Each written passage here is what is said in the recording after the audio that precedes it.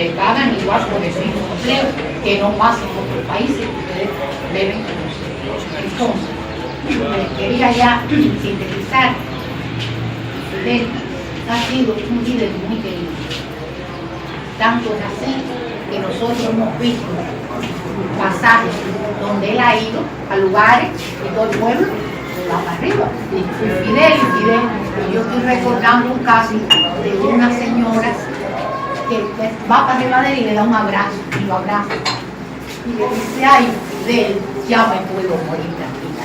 Y llegó a él y le dio ese abrazo. O sea, ustedes que vienen de aquí, este mensaje, que Fidel ha sido muy querido, todavía nosotros tanto, ha sido muy querido y seguirá siendo muy querido por todos nosotros, y todos nosotros defenderemos esta revolución hasta nuestras últimas consecuencias. De esto pueden estar seguros todos.